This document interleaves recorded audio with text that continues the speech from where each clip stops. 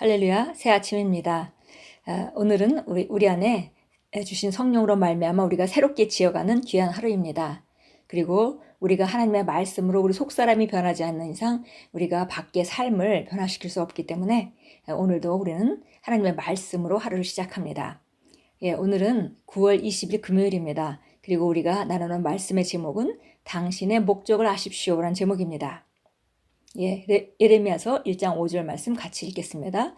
내가 너를 모태에서 짓기 전에 너를 알았고 내가 배에서 나오기 전에 너를 선별하였고 너를 여러 나라의 선지자로 세웠노라 하시기로. 우리가 한 사람 한 사람이 이 땅에 그냥 온 것이 아니라 하나님의 계획을 따라 하나님의 목적을 갖고 이 땅에 태어났습니다. 그래서 여기도 보니까 내가 너를 모태에 짓기 전에 알았고 배에서 나오기 전에 너를 선별하였고 선지자로 세웠다 이렇게 얘기했습니다. 당신이 거듭났다면 다른 어느 누구도 대신할 수 없는 당신만의 자리가 있습니다. 당신의 복제부는 존재하지 않습니다. 당신과 같은 사람은 없었으며 오늘날에도 당신과 같은 사람은 없고 앞으로도 당신과 같은 사람은 없을 것입니다. 당신의 인생을 향한 분명한 목적이 있습니다. 당신의 목적이 분명할 때 다른 모든 것들은 당신을 위해 전열을 갖추게 됩니다. 하나님께서 당신을 왜 창조하셨는지 발견하셨습니까? 하나님은 우리 모두를 그분을 섬기기 위해서 만드셨어요. 그분을 경배하고 그분과 교제하기 위해서요. 라고 말할 수도 있습니다. 다 좋은 말이지만 그분께서 당신을 창조하신 이유는 무엇입니까? 이것은 당신에 관한 것입니다. 저는 나의 목적을 어릴 때 발견했습니다. 제가 청소년이었을 때 저는 이런 일기를 썼습니다. 나는 울부짖는 수백만 명의 사람들에 대한 해답으로 태어났다. 나의 목적은 분명했습니다. 나는 무엇을 위해 살아야 하는지 알았고 나를 향한 하나님의 최고의 그림이 되기로 결단했습니다. 그분께 있어서 나의 존재는 유일무이하기 때문입니다. 안타깝게도 많은 사람들이 그들이 이 땅에 온 이유를 모른 채로 살아가고 늙어갑니다. 그것보다 더 비참한 일은 없습니다. 목적 없이 사는 삶보다 더 공허하고 불만스러운 삶은 없습니다. 당신은 이 세상에 우연히 태어나지 않았습니다. 하나님은 그저 전체 그림을 완성하기 위해 당신을 태어나게 하지 않으셨습니다. 이 땅에 70억이 넘는 인구가 살고 있지만 그 어떤 사람도 동일한 자문을 갖고 있지 않다는 점을 기억하십시오. 당신은 독특하고 그리스도 안에서 당신의 운명 역시 독특합니다. 하나님이 당신의 운명으로 정한 일은 그 누구도 당신과 같이 할 수 없습니다. 하나님께서 당신을 통해 말하기 원하시는 그 말은 누구도 똑같이 말할 수 없습니다. 그 누구도 당신과 같은 결과를 얻을 수 없습니다.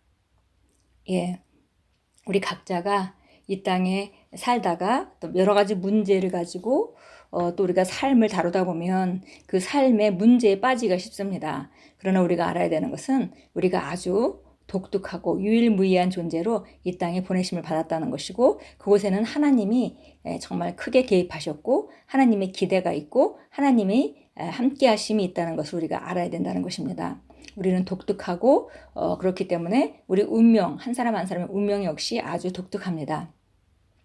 그리고 우리가 하나님이 꼭 필요하다고 말하지만 또 하나님도 우리가 꼭 필요하신다는 그 사실을 알 때 우리는 우리 삶에서 보내심을 받은 그 책임을 인식하고 그 책임을 다하는 자로 우리는 살아갈 수 있습니다. 우리만이 할 수 있는 일이 있다는 것이죠. 나만의 세계가 있고 세상에 정말 그리스도인이 많지만 나만의 세계가 있고 내 세계에 나만이 영향을 줄 수 있는 그런 영혼들이 있기 때문에 우리 각자 독특함을 알고 또 필요함을 알고 또 최선을 다하고 주변에 복음을 전하고 사는 것은 너무 중요한 일일 것입니다. 그러므로 당신의 독특함에 대해 즐거워하십시오. 당신의 목적을 이루십시오. 하나님이 창조하신 그 존재가 되십시오. 세상의 기초가 생기기도 전에 그분은 당신이 그분을 섬기고 그분을 위해 살도록 계획하셨습니다. 당신을 통해 그분의 의는 이 땅과 사람들의 심령에 세워질 것입니다. 영원토록 그분의 이름에 영광 돌립니다. 요한 사도가 썼던 것처럼 이 세상에 있는 모든 것들은 지나가는 것입니다. 그러나 하나님의 뜻을 행하는 것은 영원히 남습니다. 우리가 똑같이 이 땅에 살면서 정말 환경을 다스려야 되고 또 우리가 똑같이 밥을 먹고 또 직장 생활을 하고 혹은 아이를 키우고 이런 일 가운데 살아가지만 그 모든 것이 각자에게 주신 하나님의 그 목적을 우리가 발견하지 않는다면 정말 만족할 수 없는 그런 삶, 모든 조건이 다 문제가 없어 보인다 하더라도 절대 그런 삶은 만족할 수 없는 삶입니다. 왜냐하면 우리는 영적인 존재이고 하나님께서 우리를 영적인 존재로 만드셨기 때문에 우리는 하나님과 교통하면서 우리에게 본하신 목적을 우리가 살아갈 때만이, 우리에게 주어진 삶을 우리가 영위하고 살아갈 때만이 우리가 참으로 만족할 수 있는 것이죠. 여러 가지 조건들도 우리가 행복하는 데 필요하지만 가장 중요한 것은 바로 하나님과 바른 관계에서 하나님으로부터 공급받는 삶을 살아가는 것이 행복의 가장 중요한 요소입니다.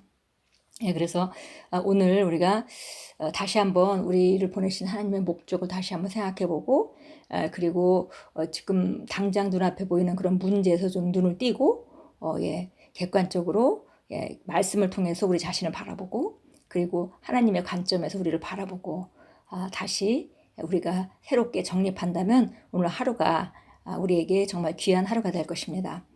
우리 사도행전 26장 16절 한번 보겠습니다. 사도행전 26장 16절입니다.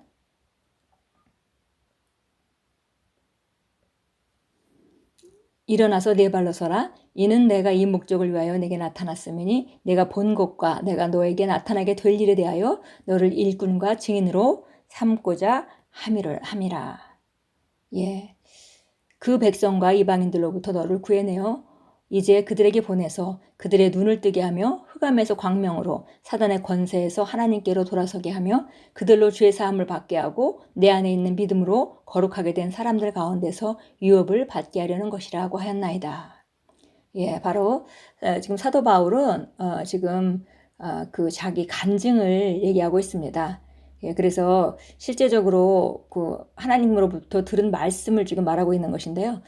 근데 보니까 하나님께서 사도 바울에게 말하기를, 사실 그때는 아직 사울이었죠. 그때 말하기를 내가 이 목적을 위하여 너에게 나타났으니 내가 본 것과 내가 너에게 나타나게 될 일에 대하여 너를 일꾼과 증인으로 삼고자 함이라. 그렇게 말씀했다고 말합니다. 이 말씀을 볼 때 이 목적을 위하여 너에게 나타났음이니, 그러니까 사도 바울에게 예수님께서 특별한 방식으로 나타나셨습니다. 그 이유가 본 것과 내가 너에게 나타나게 될 일에 대하여 너를 일꾼과 증인으로 삼고자 함이라. 그래서 그가 받았던 계시와 그가 경험했던 모든 것이 일꾼과 증인이 되는 것에 필요한 것이었다는 것을 우리가 알 수 있고요. 그것들을 하나님께서 경험하게 하셨고 계시하여 주셨다는 것도 알 수 있습니다. 그래서 일꾼과 증인이 되는데 특별히 그 이방인들에게 보내서 그 눈을 뜨게 하고 흑암에서 광명으로, 그 다음에 사단의 권세에서 하나님께로 돌아서게 하는 그런 그 유업을 받도록, 그들도 믿음을 받아서 유업을 받도록 내가 너를 보낸다라고 하나님께서 사도 바울에게 말씀하셨습니다. 골로새서 4장 17절 보겠습니다. 골로새서 4장 17절입니다. 내가 주 안에서 받은 직분을 주의하여 그것을 수행하라고 아키포에게 말하라. 내가 주 안에서 받은 직분을 주의하여 그것을 수행하라.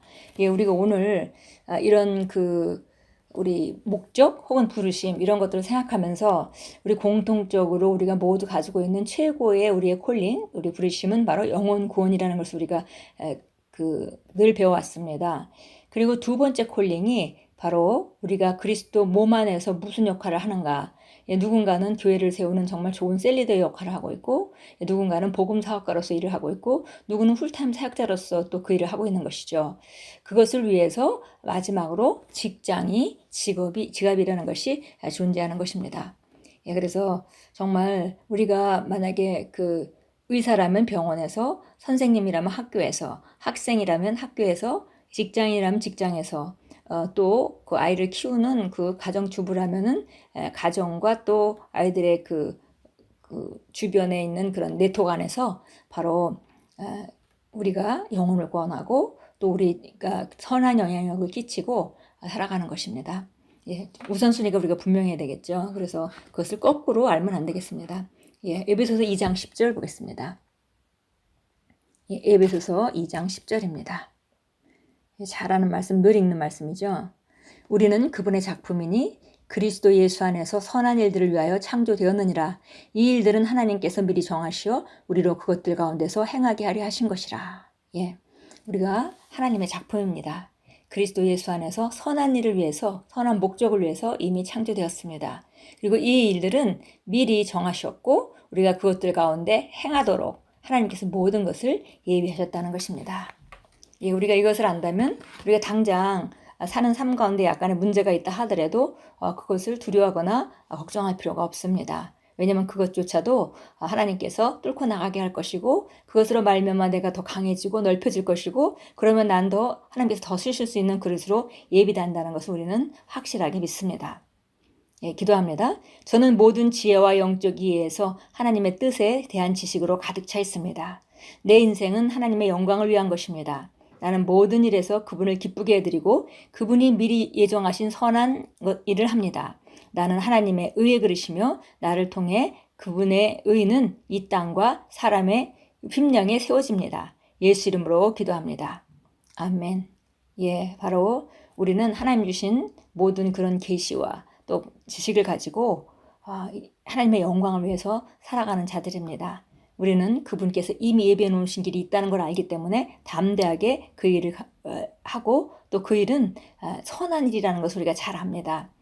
그리고 우리는 하나님의 의를 나타내고 다른 사람에게 하나님의 의를 선포하고 그들에게 의를 전달하고 세워주는 그런 귀한 부르심 안에서 오늘도 그것을 인식하고 살아갑니다. 오늘도 우리의 목적을 인식할 때 우리 삶은 좀 더 의미가 있고 좀 더 생산적이 될 것입니다.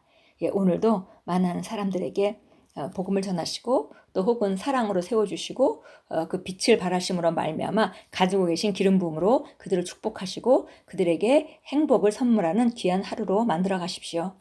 예수 이름으로 축복합니다.